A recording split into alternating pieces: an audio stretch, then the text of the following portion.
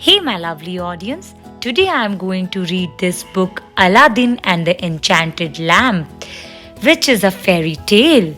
It is a story of how a boy's wishes all come true and the problems that this can bring despite the help of a genie. So let's get started. Long, long ago, in a certain town in Persia, there lived a poor woman and her son Aladdin. One day, when he was playing in the streets, a stranger talked to him. You must be Aladdin, the son of my brother. I came all the way from Africa to see his wife, said the man, and handed him a pocket full of money. Aladdin was very pleased and took him to his house. The mother was doubtful of him at first, but since the man gave her some money, she decided he must really be her brother in law. The next morning, the man visited Aladdin and said, Aladdin, I need your help. Will you come with me? Certainly, uncle, Aladdin replied. The man took Aladdin out of the town and up into the mountain. Then he said, I will show you something. Gather up some dry sticks so that I can make a fire. Aladdin did as he was told. The man lit a fire and said some magic words. At the same time, the earth trembled and opened up before them, showing many stairs leading downwards. Aladdin was terrified and started to run away. The man seized him. Now you see that I am not your uncle. I am a magician from Africa, he said. You must go down to the bottom of the stair and fetch an old lamp. He took a ring from his finger and said, Take this ring with you. It will keep danger away. Don't be afraid. So Aladdin gathered his courage and went down the steps into the cave, still shivering with fear. At the very bottom, there was a garden planted with beautiful glittering fruit trees.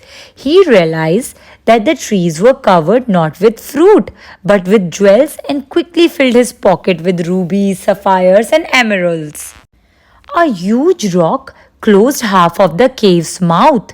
Aladdin tried to squeeze himself out, but the jewels had made him too fat. The magician became so impatient that he said, Give me the lamp first. No, help me up first, Aladdin shouted. I know you will shut me in when you have the lamp. Give me the lamp and I'll help you up. No, not until I am out. The magician was so furious that he used his powers to move the rock right across the mouth of the cave. In the darkness of the cave, Aladdin wept and thought of his mother. As he rubbed his hands together in misery, he also rubbed the ring. Suddenly, in a colorful puff of smoke, a great big genie appeared. I am the slave of all who may wear the ring. What is your wish? Said the genie. Take me to my mother's house, said Aladdin. Instantly, Aladdin found himself in front of his house. Rub the ring whenever you need me, my master, said the genie and then disappeared. Aladdin told his mother all about his adventures and showed up the lamp. I don't understand why the magician wanted such a dirty lamp, said his mother and began polishing it. At once, a huge puff of smoke came out of the lamp, and an enormous genie appeared and said, What is your wish, mistress? I am the slave of the lamp. His mother was so frightened that he was speechless. But Aladdin, who was now used to this kind of thing happening, commanded, Slave of a lamp, we are hungry. Get me some food. In an instant, the genie produced a large plate full of meat and fruit. One day, Aladdin saw a beautiful princess riding through the street. He fell head over heels in love with her. His mother had a good idea which she thought would help him. He went to the Sultan and offered him the jewels that Aladdin had found in the cave. The Sultan was impressed by their extraordinary beauty.